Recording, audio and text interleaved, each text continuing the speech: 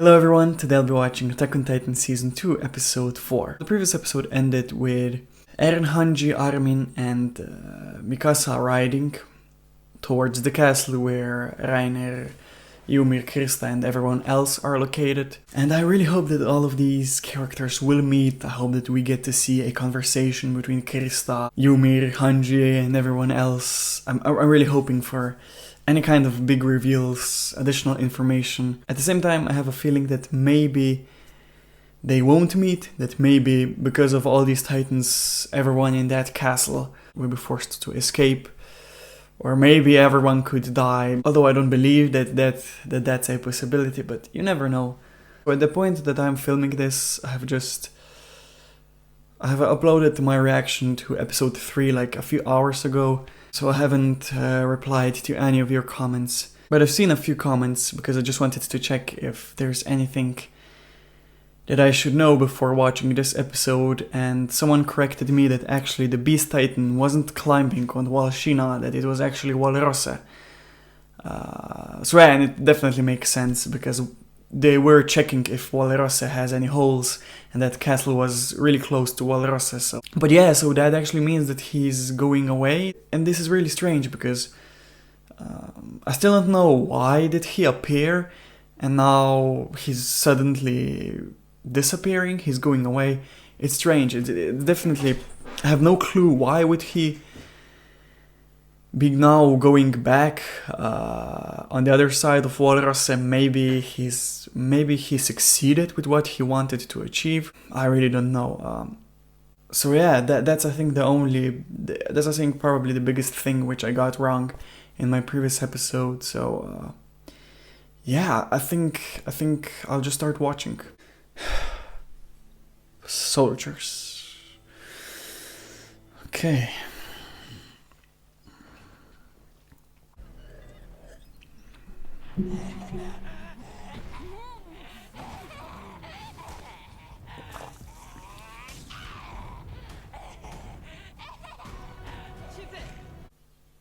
Okay.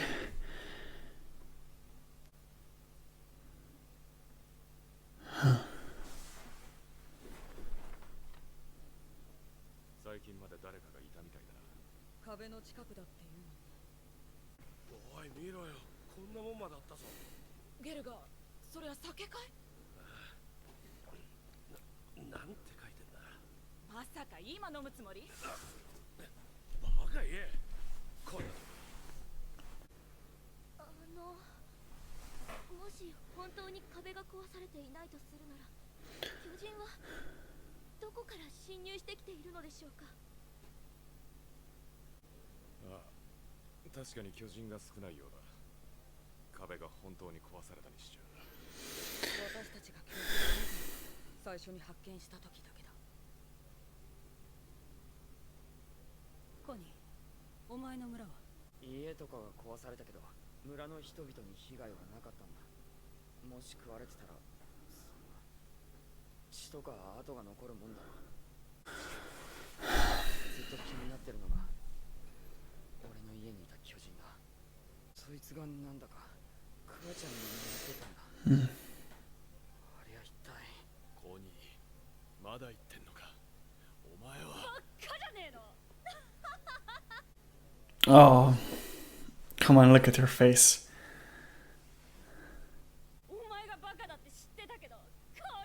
Yeah, she's acting weird.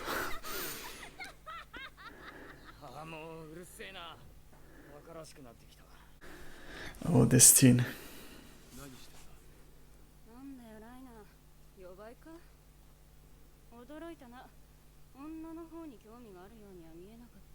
Interesting.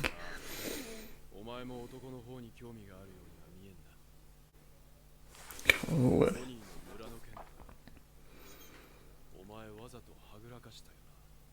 何の話だ？こりゃいけそうだ。ニシンは好みじゃないのか。こりゃ缶詰か。なんだこの文字は。俺には読めない。ニシン。Oh, and she read that? Oh.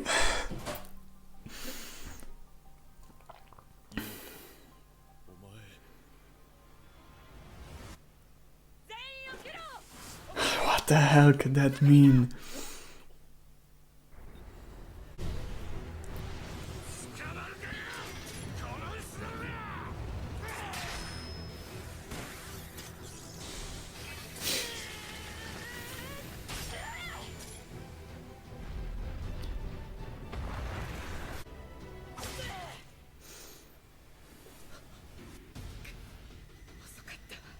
Oh, so one is inside? 巨人が入ってきてる。中に戻ってバリケード作って防いで、生きてるうちに最善を尽くせ。いいね。了解。巨人がどこまで来てるか見てくる。お前らは板でも棒でも何でもいい。かき集めて持ってきてくれ。一番危険な役回り引き受けやがって。あいつ悪い癖だ。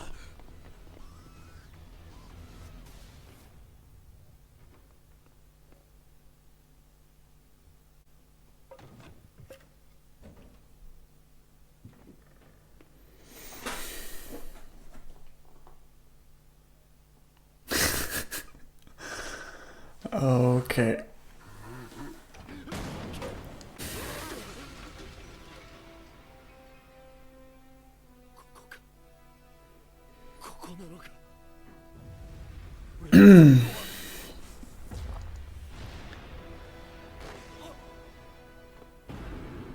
Huh. いや、違うだろ。ここじゃねえだろ。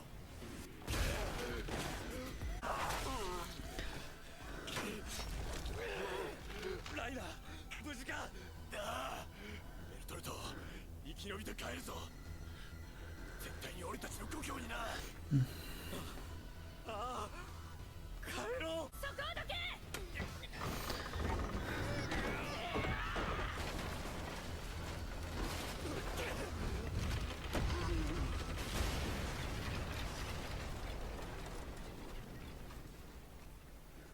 入ってきたのは一体だけとは限らないし。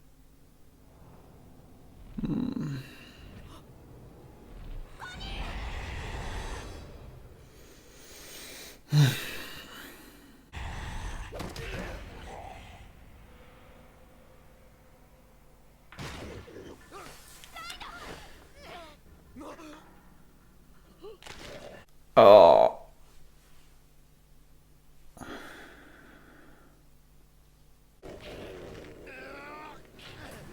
Whoa.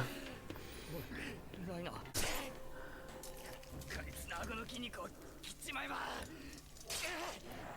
離すな。 Oh shit.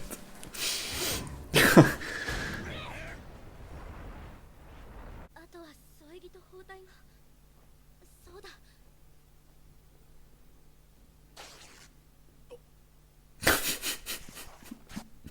ごめんね。いや、助かる。結婚しよう。大丈夫か、ライナー。ああ、あのさ、クリス。私も手すり抜いちゃってさ。は？そんくらい唾つけとけ。お前に助けられてばっかり。そういや兄にも命張って助けられたよな。いつか借りを返さねえと。別にそりゃ普通のことだろ。Interesting. なあベルトルト、ライナーって昔からこうなのか。いや、昔のライナーは戦士だった。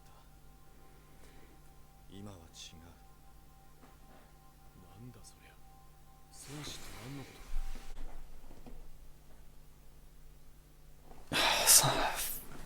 The Bertolt is so suspicious. I don't know why. さすが調査報道。他の兵士と違うってことか。馬が。Oh, Beast Titan. なんだこの音は。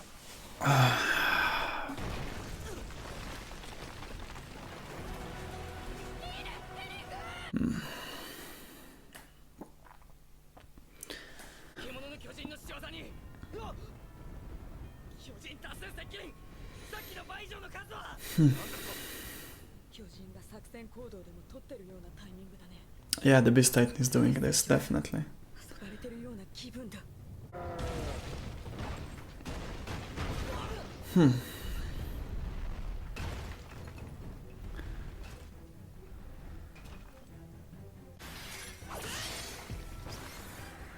ったか。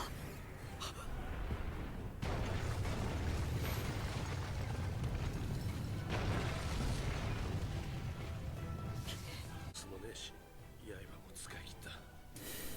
お前もその生倉が最後なんだろう。何でもいいから酒が飲みてえな。ゲルが Oh, すまねえならば頭打っちまって oh. 力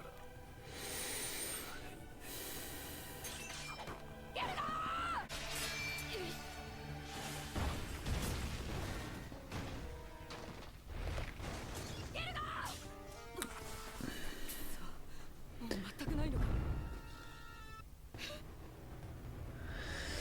Oh yeah. 神様。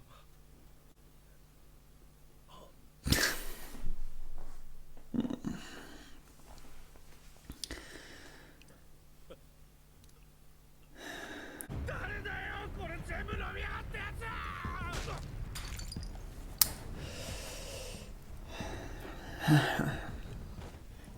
やられた。ナナバさん、エルダンさんが。お父さんやめて。お父さん。ごめんなさい。ごめんなさい。もうしません。何か武器があればいいのに。そしたら一緒に戦って死ねるのに。クリスタ、お前まだそんなこと言ってんのかよ。彼らの死を利用するな。本気で死にたくないって思ってない。いつもどうやって死んだら褒めてもらえるかばっかり考えてた。そんなこと。コニー、さっきのナイフ貸してくれ。何に使うんだよそれ。まあ、そりゃこれで戦うんだよ。ユミ何するつもりだ。さあな、自分でもよくわからん。もう忘れたかもしんねえけど。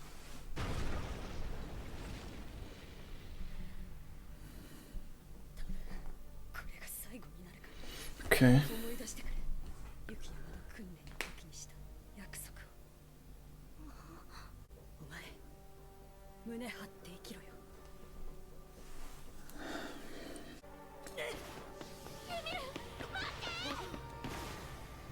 Um.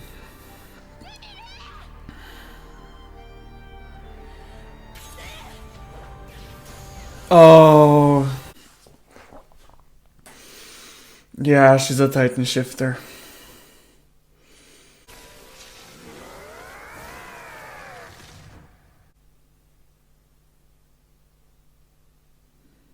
I mean, I'm so happy that they finally gave us a big reveal. I definitely was still surprised, but this is the thing which I expected. My biggest prediction was that she is a Titan shifter, and because of everything what happened in Ilse's notebook, I always came to the conclusion that Ymir has a greater connection with the Beast Titan than the Armored or Colossal Titan. And that's why I always assumed that if she is a Titan shifter, that's why we still haven't seen her Titan form. And that's here the case. She's not the Armored nor the Colossal Titan. There's so many things which happened in this episode which extremely just boosted my theory about the existence of a Titan society. And you know what maybe was the biggest thing for me? That food can. Because that food can was written in a different language, which Rainer wasn't able to recognize. And I remember in episode 1, the Beast Titan saying to Mika something in the lines of, I believed that we were speaking the same language. So I guess this kind of indicates that the Beast Titan knows another language, maybe a Titan language, which could possibly be the language in which the writing was written on that can. So this tin can proves the existence of another language which is unknown to humans. And the second thing, which we can assume because of this food can's existence, is just by its existence, it proves that there's a society, a more advanced society. Like, where would you find a food can? Like, on a market, in a shop. So this can proves that there are some markets which sell these cans, and if such markets exist, they definitely have to exist within a society. And because the language on that can wasn't familiar to Reiner, that means that it's a society which is unknown to humans. And the third thing which this can proves is that society of which I'm talking about consists mostly of Titan shifters, or at least the Titan shifters are the leading race. Why? Because, well, if you remember, my first theory was that there is a society which consists of Titans, these standard, classic-looking Titans. But if that would be the case, then it wouldn't make sense for them to have food cans, because those Titans don't need to eat. They don't need to eat. Why would someone within a Titan society sell food if no one needs to eat? And even if they would just want to eat food for symbolic reasons, I don't know, let's assume that they would do that, then they wouldn't be selling cans in such a size. Those are human-sized food cans. If a Titan would eat a meal, he would probably, or buy a meal, he would probably buy a larger one. You know what I'm saying? A larger can. So maybe this whole thing sounds funny or weird, what I'm trying to say, but I just wanted to explain as to why I now will probably call my theory the theory about the Titan shifting society. Now to basically quickly revamp my whole theory about the Titan's existence. So I still believe that there is a continent or land of which humans aren't aware of, and on that continent this society is somewhat developed. At first they probably were all humans, and then something happened, which I'm still not aware of what that could be, but something happened which granted these Titan shifting powers to some humans. And those humans, which became Titan shifters, quickly became the leading race, the leading class of that society. And I think that those Titan shifters then changed some other humans into Titans. I think that Titan shifters have the ability to change humans into those ordinary looking Titans.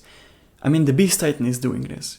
And I definitely believe that the Beast Titan is one of the Titan shifters which originated from the society. Like, as I said, he wasn't really aware of the equipment which Mika was wearing. He seems to speak another language. I mean, everything is indicating that if my theory is true, then the Beast Titan is definitely came from that land. He definitely lived in that society. So, and then I think that they have changed some of the humans into ordinary looking Titans, these ordinary standard Titans. So why would they do that? We could assume that they did it because they wanted, I don't know, slaves? I mean, just look at the Beast Titan. Those Titans are just obeying him, you know? They're doing exactly what he wants.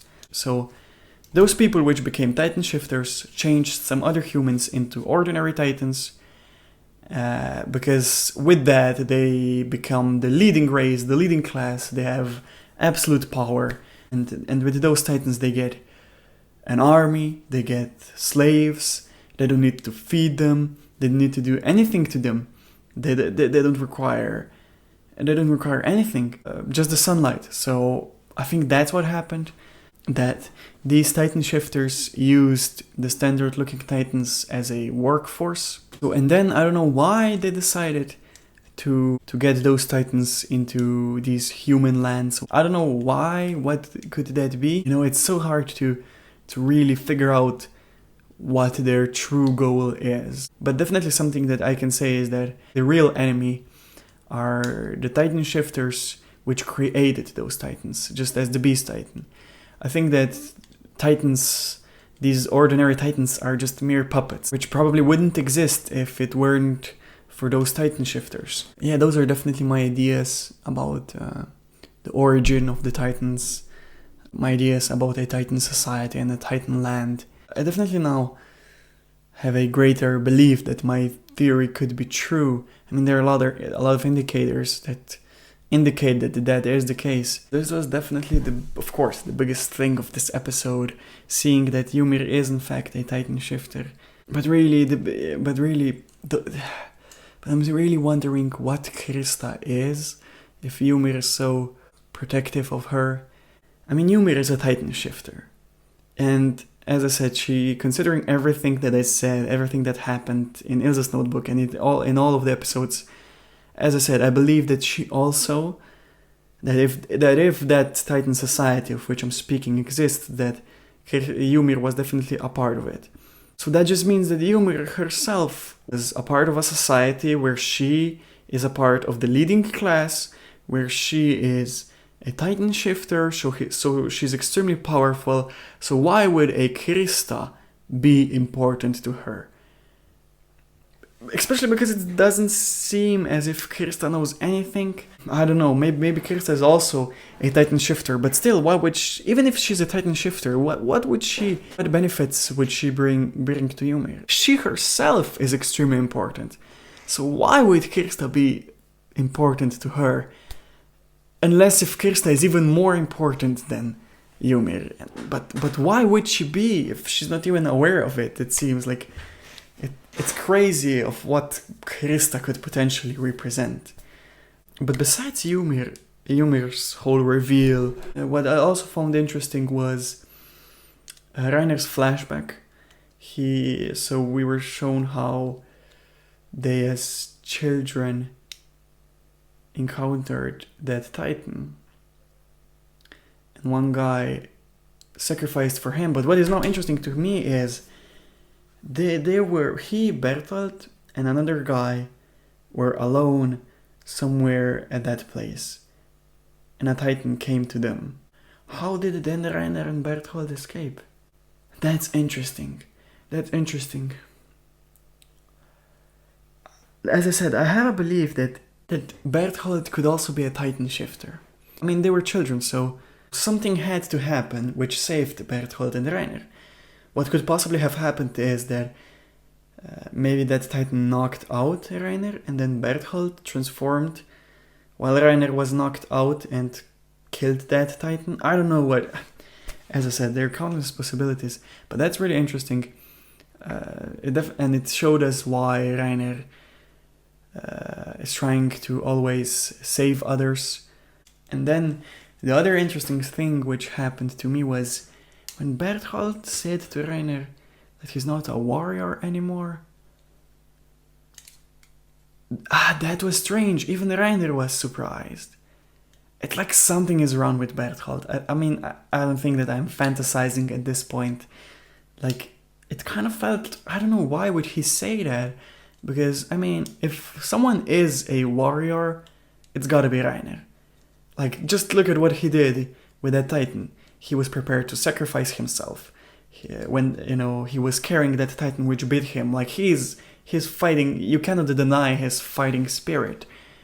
So for Berthold to say that, it's like, what could he mean? It somewhat felt as if he was, I don't know, trying to provoke Reiner, trying to argue.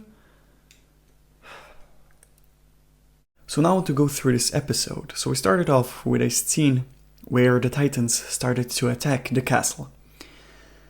And then for a brief moment, we were shown two, very strange Titans. They looked a bit weird, they were small, and they both behaved, really childish. They had a weird style of running, they were making some weird noises, and then one Titan pushed over the other one and then tore off his ear. And that was really weird, because I don't think I've seen before a Titan interact with another Titan. They usually are just interested into humans. They want to kill, grab, eat humans. They always are attracted to places where humans are. They never even interacted with any other type of life. They never interact with animals. And I don't think I've ever seen a Titan interact with another Titan. So I think that there are two possibilities as to why those Titans acted in the way they did. I think the first possibility is that it could be that they're two abnormal Titans. We all know that abnormal Titans can act in an unpredictable way, so that could be an explanation. The other explanation could be that those Titans, those two childish Titans, were actually children before they transformed into Titans. So I think at this point I'm pretty confident that all of these humans, which I guess you could say disappeared from all of these villages within this area, have actually transformed into Titans. And it was probably the Beast Titan who did it, who is responsible for their transformation. I think everything is pointing towards this. And then if we look at the Titan in Connie's village, that Titan is probably his mother. And that Titan said to Connie, "Welcome home." So if we judge by that, I think we can make an assumption that that Titan recognized him, that his mother in a way recognized him.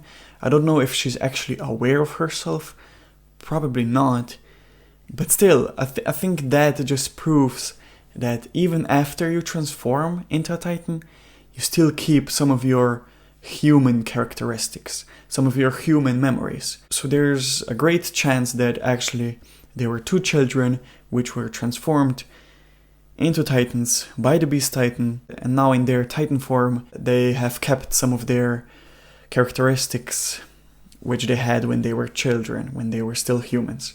Moving on, the story went back in the past for 2 hours, and our characters were camping in that castle. They were sitting around that campfire, and they were talking about how it seems as if someone was camping there just before them, that's the reason why all those supplies were left at that castle. And then Celgar found an alcohol bottle, and he wasn't able to read what was on that label. I think that proves that the label of that alcohol bottle was written in the same language as that food can which Ymir found. So from that, I can make a conclusion that all of those supplies which these soldiers found there at that castle actually belonged to a person who speaks the same mysterious language as Ymir does. So now, looking at this whole situation, it doesn't seem as if any villages or districts are close to that castle, and the soldiers found some supplies which have some labels which are written in that mysterious language which Ymir also speaks. So if we look at this whole situation, I think I can say that it wasn't any bandits who were camping there, but it was probably the Beast Titan. Because the number one reason is his location. Now he appeared here close to the castle. I mean, you could say that maybe he was just randomly walking around and it's just a coincidence that he appeared so close to the castle. But it would make sense that he was probably just a moment ago at the castle before the soldiers arrived, and that's the reason why he now appeared so close to them. Then the other reason is that he is the only character besides Ymir for which I know that speaks also a different language. If we look at what he said to Vikky in episode 1, we can assume that he's also speaking a different, special kind of language than just the human common language. And also, as I always am saying in my Titan Society theory, I think that Ymir and the Beast Titan originate from the same society, from the same Titan shifting society, so it would make sense that they actually, in fact, speak the same language. And at the end, this would make sense because I know that Titans don't need to eat, sleep or anything, they just need the sunlight to operate. But the Titan shifters are different, at least if we judge by Eren, like he needed to rest, he needed to sleep, he needed to eat. So if the Beast Titan is a human, it would make sense that he also needs to do all of these things. And considering that, as I said, that castle, it doesn't seem as if it's close to any village, even the soldiers weren't aware of this castle's existence, it would make sense that the Beast Titan would set up his camp at a more mysterious place. And then as they were talking around the campfire, Ymir asked Connie what happened in his village. Connie said that his village was destroyed, but that the villagers have probably escaped because there was no trace of blood or bodies. And then he also said that he can't stop thinking about that titan in his house, because that titan somewhat reminded him on his mother. And Ymir just started to laugh. She had a weird face, very similar looking to Ani's face in episode 23, when it was revealed that she was the female titan. And while watching, this was just another sign that there's something really wrong with Ymir, that she has to have a big secret. And I think this also furthermore fuels my whole theory about the Titan society, because this proves that Ymir is in fact aware of the possibility that humans can be changed into these ordinary looking titans. And also another character who's aware of this, probably because he's probably the one who's doing this right now, is the Beast Titan. So as I said, if they both are aware of this fact, then again, it's just another thing which furthermore proves that they probably originate from the same society. And then that scene where Ymir was searching for that food can happened. Reiner approached her, and there was an interesting exchange at the beginning, because she thought that he's lonely and just looking for some female attention, and she said that she didn't know that he was into women, and then he answered her back that he didn't know that she was into men either. Maybe this exchange has no meaning in the grander scale, but at the same time, could actually that be true? That Ymir is not interested into men? Because there's a possibility that maybe she is attracted to Kirsta, which would explain as to why she's so protective of her. Because later on in this episode, when Kirsta was helping Reiner with his injury, Kirsta used a part of her dress to help Reiner. And we have all seen his reaction. And then after that, Ymir said that she has a scratch on her finger, and if Kirsta could possibly help her. Something like that. So, I mean, a scratch? I mean, this just proves that she did that intentionally. She wanted what? To gain Kirsta's attention, and judging by Reiner's reaction, when Kirsta was taking care of his arm, yeah, there's a possibility that maybe Ymir wanted to get the same treatment. I mean, this could mean nothing, because even back in episode 3 from season 1, when Kirsta was taking care of Sasha when she brought her, I think, food, I think Sasha hugged Kirsta and then fell asleep on her, on something like that. And I never assumed that Sasha would have any feelings for Kirsta. But at the same time, I mean, you know, just the fact that Ymir is so protective of Kirsta, all these little hints, like when Reiner said to her, I didn't know that you were into guys either. Like, I'm not saying that this is the truth, I'm just saying that this is a possibility, that I wouldn't be surprised if, in fact, Ymir does, I don't know, love Kirsta or something like that.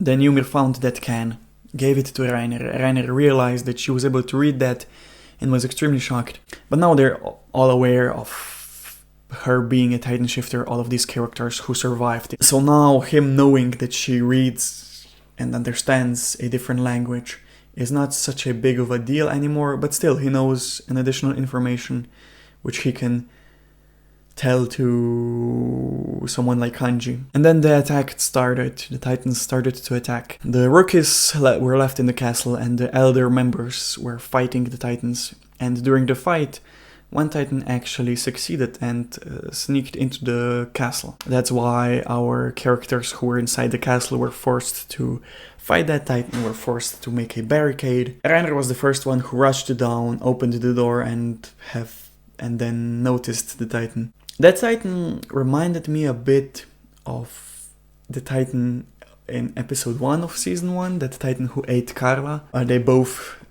had that, I don't know how to describe it, gigantic smile on their face. Like, yeah, we have seen a lot of Titans smiling, being happy when they see a human. But I don't think we have seen it to that extent.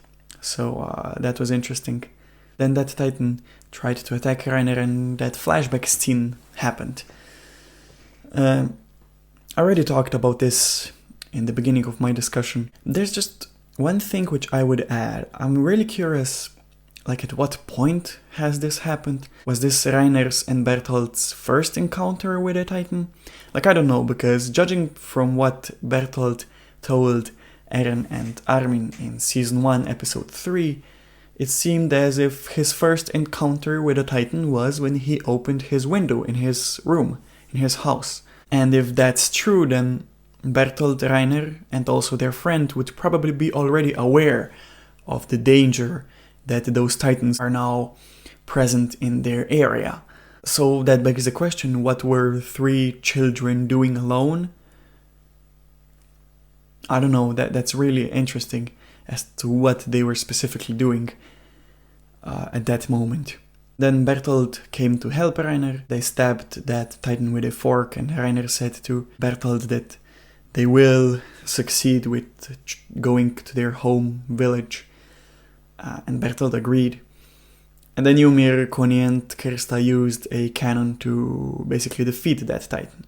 And then a different Titan entered, tried to attack Connie, Reiner saved him, and was bitten. And then Reiner just lifted that Titan, which at first surprised me, but now I realize that this wasn't so exceptional, because Titans aren't that heavy. Like, I remember Hanji saying that when she once lifted a hand of a Titan, she realized that it wasn't heavy. I mean, that Titan definitely still had a weight, so definitely it wasn't easy for Reiner to do that.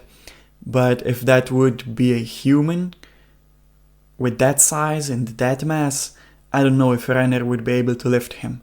And then Reiner wanted to basically sacrifice himself. He wanted to throw himself out of the window. And I think with this scene, I think this just proves that Reiner does not have anything with Titan shifters. I don't think he has any secrets, as probably Bertholdt has. Because, number one, he was bitten by a Titan. If he would be a Titan shifter, wouldn't he transform? Like, I know that they also need to have a distinct goal in their head, but wasn't his goal to survive? So I guess he would have transformed if he would have been a Titan shifter. And then at the same time, he was prepared to die. Like, if he would really be on Ani's side, or the Beast Titan side, or whatever, against humanity, if he would be an enemy, would he be prepared to die for them? I don't believe so. So I think Reiner definitely, at least in my book, is not an enemy and doesn't have any connections with any Titans, with any Titan shifters. Well, then Connie came to help, and with his help and Ymir's help, they defeated that Titan. And then, as I said before, Reiner's injury was treated by Kirsta. It was a hilarious interaction between those two. And then Connie thanked Reiner for always saving him. He also mentioned that also Ani saved him. I think he was referring to, episode 7, when they had to get to those gas supplies in that headquarters. But I'm not sure if he was referring to that moment. Then Reiner said that it's only naturally to save each other. He remembered also his friend saving him in his childhood. And then Connie asked Bertholdt if Reiner was always like this. And Bertholdt said no, that he was a warrior, but now he's not anymore. I mean, even Reiner was shocked. I mean, seeing everything now, I think I can say that they're probably best friends, Reiner and Bertholdt. They're from the same village, they always were seen together, so they have to be great friends, if not the best. And judging by Reiner's reaction, this is something that Bertholdt never told him before. You know, usually you expect that your friends are being honest with you and would tell you their opinion. And now for Bertholdt to do that in front of everyone, and it felt weird, because what was he trying to say? Because you cannot deny Reiner's fighting spirit. Like, if there's anyone who is a warrior, it has to be Reiner. This just furthermore made Bertholdt really suspicious for me. I just don't know what he was trying to say. But it definitely felt, like I said already, I think in my post-reaction thoughts, it felt a bit as if he was provoking Reiner. You know? It's like the same thing if Armin would say to Eren that he's not brave. Like, I think Reiner is proud on himself being a soldier, being a warrior. And now for his best friend to say to him that he's not a warrior anymore, for someone to say to you that you don't have your best attribute, your best characteristics anymore, I think that could be insulting to you. So I'm really wondering why the hell did Bertolt say that to Reiner. Then the outside battle continued, they almost were won, almost every Titan died, and then someone started to throw, I think, rocks at them, which then resulted in the death of 2 of the soldiers. And at first I thought it was the Beast Titan, but then they never showed us the Beast Titan throwing anything, and the Beast Titan was on that wall, and it was a large distance between them, and I don't know where the Beast Titan would find some rocks at the top of the wall. So I don't know, so have they done it on purposely, that they haven't shown us who was throwing those rocks? Could it be that maybe those ordinary Titans were doing it, and that Beast Titan ordered them to do that?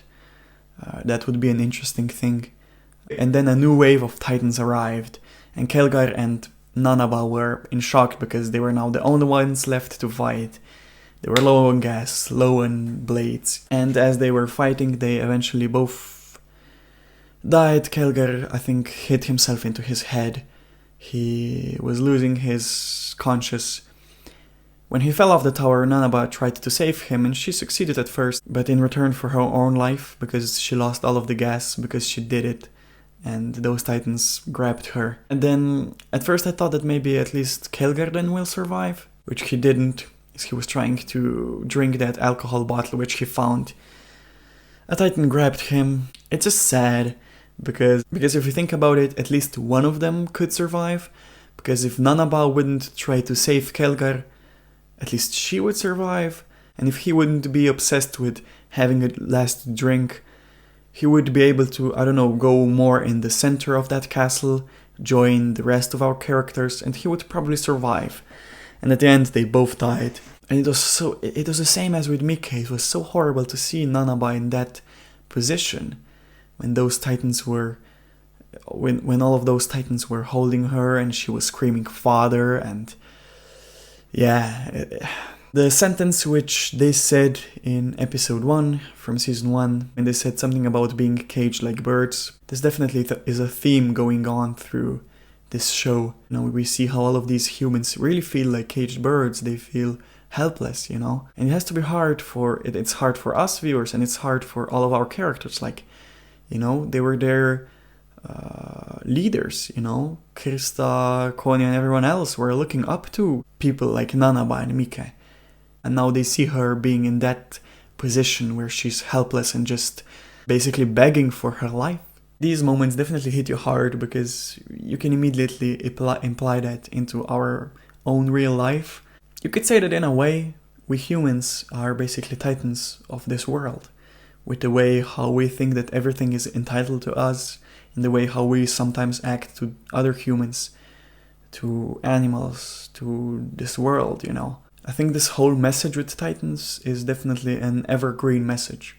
Krista then said that she wishes that she would have a weapon, because then at least she would be able to fight and die alongside Celgar and Nanaba. And Ymir said to her that she should stop thinking in that way, that someone else dying is not an excuse for you to die. And she also said that people like her, Connie, Nanaba, and members of the Sorry Corps, they actually value their own lives.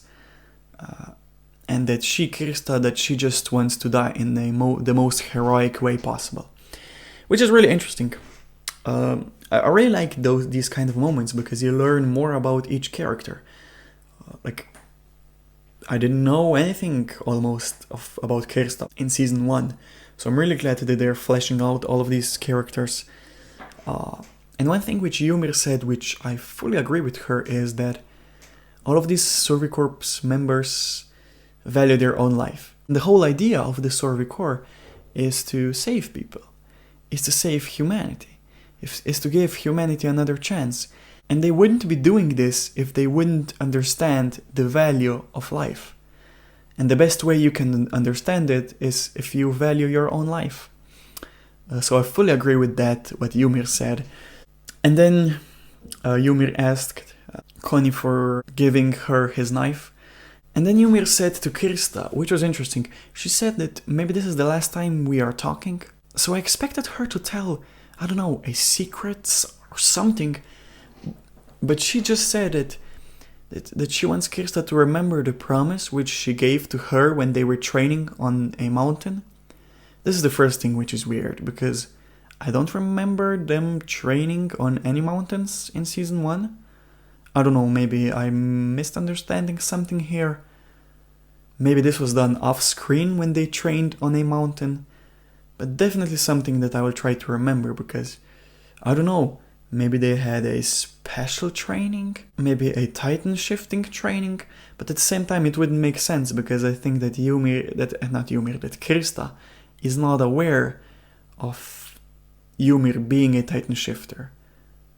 So I don't know, that's weird. But then what Ymir also said is, I just want you to live a proud life. That was definitely not something I expected for her to say. You know, so with that, it just felt as if, as I was talking before when I was saying that maybe Ymir is attracted to Kirsta, through this episode I just got a feeling that maybe there isn't a special explanation as to why Ymir cares so much about Kirsta. Although I believe there is one, but there's a possibility that maybe there isn't. Maybe she just cares for her. Maybe she just loves her so much that's why she's so protective. And that's basically what she wants. That she wants Kirsta to live a proud life. That was interesting. But then just Ymir ran and jumped off that tower and basically transformed. As I said, in some ways this wasn't surprising to me because this is what I expected. But at the same time, it was surprising to me because I always thought that Ymir is something special. You know, my biggest guess was being a Titan shifter. But it never was like fully completely sure that that's the case. Just with Anya, I didn't want to believe that Ymir is a Titan shifter, because that means that, well, she's basically an enemy, most likely. And then the other thing which they did, which was really clever for them, was that Ymir took a knife and that she said that she will fight with that knife. At that point, I expected that she will do something, I don't know, that she maybe has some superior powers as a human, that she will really fight with those titans just with a knife. And at the same time, I believe that maybe she will just kill herself, like anything was possible at that point. Especially because, like, Eren always beats himself. Annie used a small ring dagger. So it was so, you know, it didn't immediately click in my head when Connie gave her that knife that she will use that for a transformation, that she will use that to injure herself to transform. I did not expect that. But yeah, then she transformed. There wasn't a lot of, footage of Ymir's Titan form. But the one thing which was really interesting to me were her teeth. Her teeth were pointy and sharp. Usually Titans do have regular square-shaped teeth. So this indicates that her Titan is also more like a savage version of a Titan, just as the Beast Titan is. So yeah, everything really is indicating that my theory about the Titan shifting society could be true. That's where the episode ended, so now I'll talk about that information card which was shown to us. That info card gave us some information about this castle. I forgot the name about the castle, but I think no one really knows anything about the castle. That castle contains some big cannons and no one knows from what they are defending, what those who built that castle were defending from. And that's interesting, that's really interesting. I don't know, I guess this castle was there before the walls. That's my biggest guess. But other than that, I don't know what role could that castle have played in the past. That castle is definitely mysterious. Yeah, to now make predictions for the upcoming episode. I mean, I'm predicting a battle, Ymir against the Titans. It will be interesting to see how the Beast Titan will, if he will react. That's the question, because the Beast Titan now went on the other side of the wall, so I guess he's not aware of Ymir changing. And that's interesting. Maybe she waited up to this moment. That could be a possibility. Maybe she waited for the moment that he went away. That's a possibility, because, as I said, there's a big chance that they know each other, so maybe she was afraid of him noticing her. So I guess Ymir will fight with those Titans.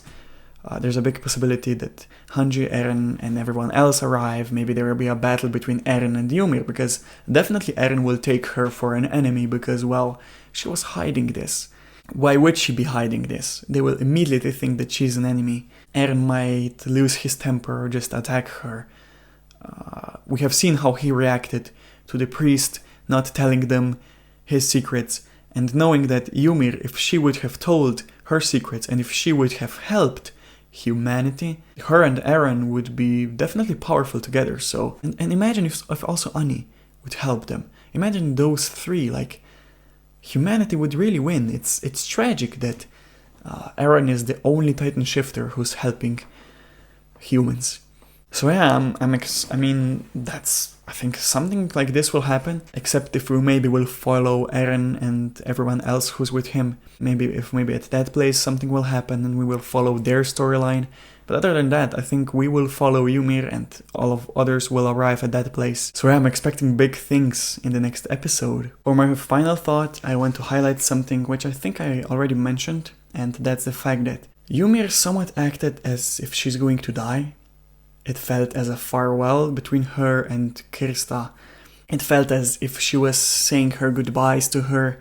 And that's definitely weird, because, I mean, she's a Titan shifter. Like, she should probably easily defeat those Titans at that castle, and her being a Titan shifter means that she can regenerate. So I don't know of what she's afraid of. I don't know why she thinks that she won't survive this. Maybe she's afraid of the Beast Titan. But at the same time, just as I said in this discussion, the Beast Titan went on the other side of the wall, so he's not there anymore. So why would she be afraid of him?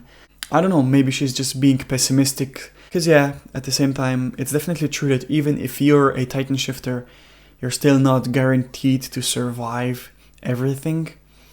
And at the same time, maybe she's not a strong Titan user. Maybe her Titan form is not strong as maybe Eren's or Annie's. So it'll be definitely interesting to see what happens with her in the next episode. So now to grade this episode. I also have to grade the previous episode, and before I grade both of them, there's just something I want to say, and that's that I'll probably from now on make this grading part of my video shorter. Because one reason is that someone suggested in the comment section that I should completely skip this part from now on, because with that I would have the more time available. With that I would have the option to make longer post-reaction thoughts, longer episode breakdowns, basically longer discussions, especially because apparently the more I'll advance through the story, especially in season 3, the more information will be revealed, which could mean that I might make even longer discussions as I progress through the story. And at the same time, I have a, limit to my videos because of the camera, because of the computer. The upper limit, the maximum length of a video which I can make is 1 hour and a half, which means that in that sense my videos are limited, which means that I need to be wise when I am deciding how much time will I give to each segment in my videos, to each part in my videos. Because for example, if I were to make an hour and a half long post-reaction thoughts, that would mean that I can't make an episode breakdown, I can't grade the episode, I can't make I then literally can't make anything else, because as I said, I can't make longer videos than 1 hour and a half. So that's why that person suggested that I should completely skip this part, but I won't completely scrap this segment, because judging by some comments, I know that there are some who enjoy this segment, so I definitely won't completely throw this segment away, but I'll definitely make it shorter because I don't think it's so necessary for you to hear my reasoning as to why I gave a specific grade, especially because my grades are mostly for fun. And I'm not saying that I'm afraid of giving a grade, and I'm also not saying that I'm not capable of giving an appropriate grade, but it's just that my experience is so much different from so many other people. Because I edit each episode, I basically get to rewatch each episode. And also because I have you guys. You in the comment section always correct me if I'm wrong on something or if I misunderstand something. You always then correct me in the comment section. This just makes my Attack on Titan experience much better. Therefore, my grades will probably always be high no matter what. So that's why I know that this segment is mostly for fun. But that still doesn't mean that I won't take it seriously. That still doesn't mean that I will stop doing it. I will do it, but I will usually just tell you my grade, and I won't overcomplicate and when trying to explain as to why I gave a certain grade. But yeah, so I gave the previous episode, which is episode 3, an 8.8, and this one a 9. I mean, they both follow the same trend as the first and the second episode of this season. I like the pacing, I like that they reveal so much information, I like the character development, and if we compare this episode to the previous one, I think that this episode 4 is slightly better, because it just had everything. It had hilarious moments, it had a big reveal, it had great characterizations, great character development. It also had some tragic moments, so this was an exceptional episode.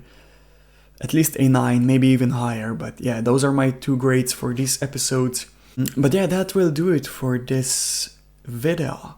I had some microphone issues, and that's basically why I had to redo the final minutes of my original video. That's why you see me here in a new outfit, basically, because I'm refilming the last part of my video. There are also some issues with the audio in my post-reaction thoughts, like if you compare the audio of that part to my episode breakdown, I think you can see a difference between the audio quality. I just hope that I'll resolve these audio issues as quickly as possible. I'm especially worried for the post-reaction thoughts part, because as I said, the audio is not good. And I also was talking in a fast and unclear way. I hope that this video was at least clear enough, that at least the audio was good enough. Anyways, I hope you're doing fine. I know these times are not the brightest. I hope you're healthy, I hope your family, your friends are healthy. I hope you're fine. I know that it seems as if everything is just getting worse and worse, but I really hope things will slowly start to turn for the better and that things will get better soon. Stay safe, take care of you, enjoy your day, and I'll see you when I'll be watching episode 5.